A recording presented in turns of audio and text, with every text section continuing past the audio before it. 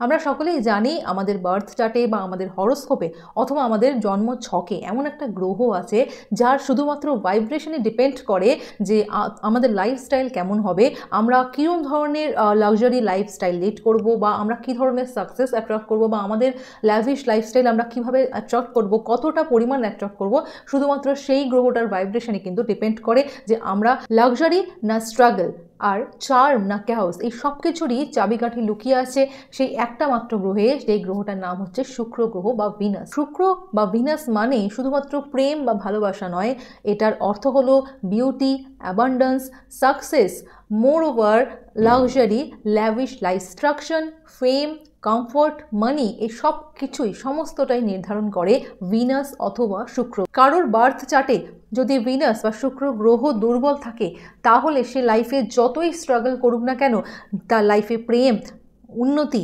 ভালোবাসা, টাকা পয়সা কোনোটাই সে ঠিক মতো অ্যাট্রাক্ট করতে পারবে না। অর্থাৎ সে চাইলেও, হাজার স্ট্রাগল করলেও সে তার গোলটা তাড়াতাড়ি অ্যাচিভ করতে পারবে না, অথবা তার অ্যাচিভমেন্টের পথে এতটাই তাকে স্ট্রাগল করতে হবে যে সে শেষ পর্যন্ত ব্যর্থ হয়ে ছেড়ে দিতে বাধ্য হবে। কিন্তু যদি কারোর বার্থ চার্টে শুক্র বা ভিনাস শক্তিশালী হয়, অর্থাৎ খুব পাওয়ারফুল হয়, তাহলে ইউনিভার্স তাকে নিজে থেকেই দেবে endless prosperity, lavish lifestyle, magnetic charm. অনেকেই এই শুক্র গ্রহকে স্ট্রং করার জন্য, নিজের হরোস্কোপে শুক্র গ্রহকে স্ট্রং করার জন্য নানা ধরনের রেমেডি দেন। তো রেমেডি শেয়ার করি, তো সেই ক্ষেত্রে অনেকে রেমেডি করে উঠতে পারে না, তাদের সময়ের অভাবে তারা কখনো করে উঠতে পারে না, অথবা কন্টিনিউয়াস সেটাকে চালিয়ে যেতে পারে না সেই প্রসেসটাকে। তো আজকে আপনাদের সাথে শেয়ার করছি এমন একটা শুক্রের মন্ত্র যেটা আপনার শুক্র গ্রহকে যে একদিকে যেমন স্ট্রং করবে, আরেকদিকে আপনাকে কোনো রিচুয়াল করতে হচ্ছে না, অথবা আপনি যে প্রবলেমের জন্য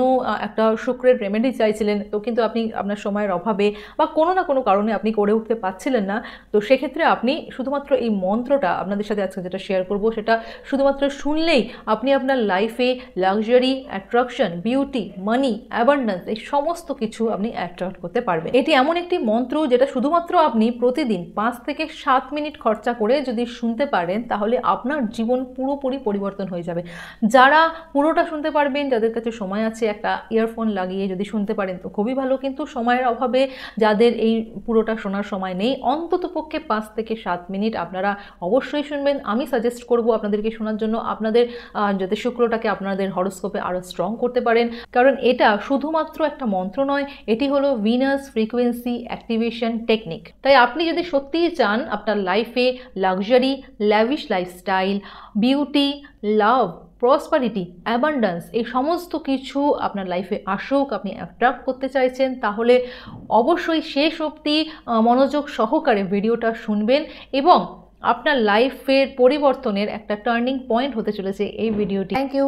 হর হর মহাদেব। ওম সঃ শুক্রায় হ্রিং নমঃ। ওম সঃ শুক্রায় হ্রিং নমঃ। ওম সঃ শুক্রায় হ্রিং নমঃ। ওম সঃ শুক্রায় হ্রিং নমঃ। ওম সঃ শুক্রায় হ্রিং নমঃ। ওম সঃ শুক্রায় হ্রিং নমঃ। ওম সঃ শুক্রায় হ্রিং নমঃ। ওম সঃ শুক্রায় হ্রিং নমঃ। ওম সঃ শুক্রায় হ্রিং নমঃ। ওম সঃ শুক্রায় হ্রিং নমঃ। ওম সঃ শুক্রায় হ্রিং নমঃ। ওম সঃ শুক্রায় হ্রিং নমঃ। ওম সঃ শুক্রায় হ্রিং নমঃ। ওম সঃ শুক্রায় হ্রিং নমঃ। ওম সঃ শুক্রায় হ্রিং নমঃ।